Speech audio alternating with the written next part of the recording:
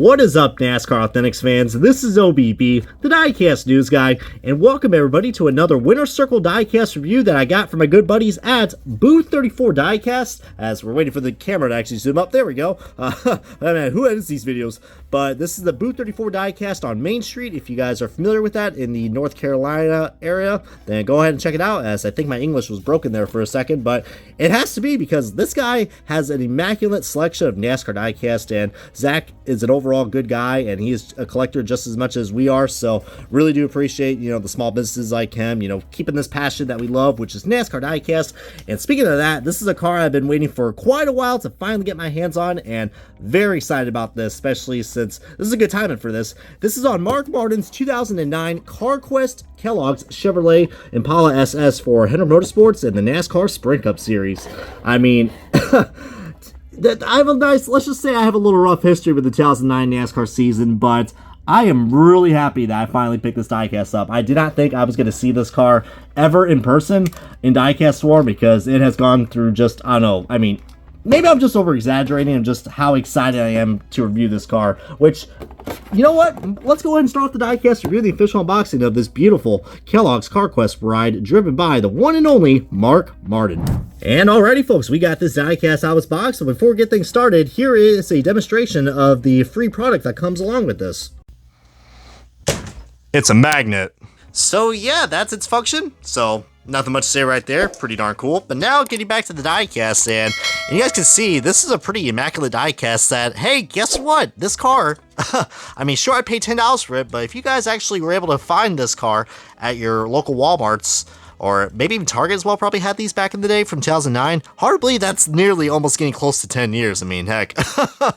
But a little rough story about what I've said about 2009, man. That was the year I just stopped watching NASCAR. So, but let me tell you what, man. Going back on the history and looking back in 2009, I definitely missed out on a pretty good season. So I'm kind of glad, and I pretty much have now catched up to what exciting events happened in the 2009 season, but one thing in particular was this guy right here, Mark Martin, the driver that just was so close to winning so many opportunities and just came short.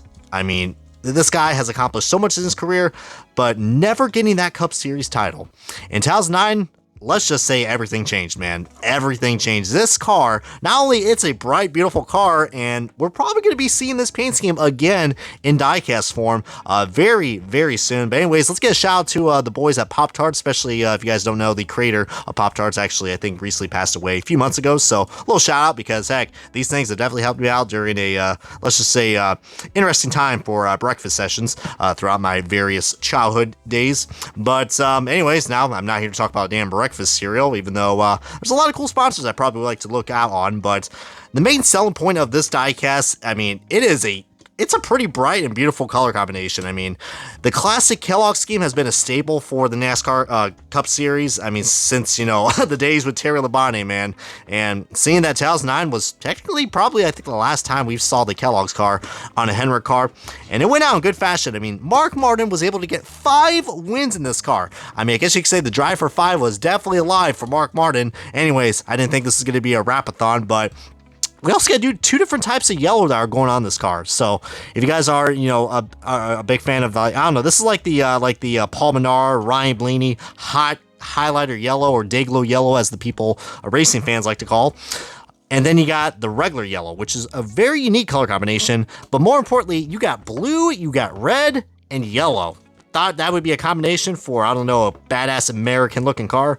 Well, I mean, this thing does look pretty American, let's just say that, but I can't get enough how good the diecast quality was, man. I mean, this is why I've said, say what you want about the COTs and how, pretty generic and pretty boxy they looked. Probably may be a reason why I stopped watching NASCAR after 2008. There were other reasons too. If you could guess, I don't really like repetitive seasons, so Jimmy Johnson winning all the time was another thing, but I don't know, maybe the Brickyard was probably the final straw for me, and I said, all right, I ain't watching this crap anymore, but anyways, we got to put back our happy faces on, like Tony the Tiger right here, because what does he usually say? They're great, just like Mark Martin's career in this car. I mean, heck, definitely was great in 2009.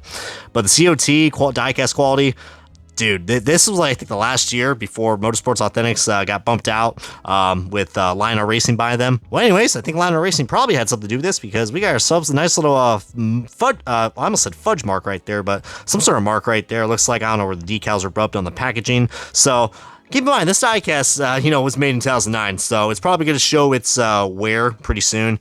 But you see, I mean, immaculate diecast quality, man. Besides that one little flaw right there, I mean, I don't see anything else. There's no warping issues. There's interior detail. I mean, thankfully we have, windshield printing on these things, so that's one good thing I want to say about Lionel. But dude, and look at all these sponsors too, man. I mean, some of these sponsors are not even associated with NASCAR anymore, especially GoDaddy. Man, that aged like fine wine. We got Carquest, Pop-Tarts, and look at that. The nice little yellow accents right there on the back look really nice. But, wow, I mean, all I can say is, like, can we have all predicted Mark Martin was going to win this many races in 2009? I mean, it was something, dude. I was hoping he was going to pull it off, but yet again, he finished runner-up toward, what was the GOAT of NASCAR, Jimmy Johnson at the time. Just, it's a missed opportunity, but I will have to say, if you guys could find this diecast anywhere else, as I don't really have a card to compare this to, but, definitely would 110% get this diecast, especially since we're also getting this diecast released in a Gen 7 car.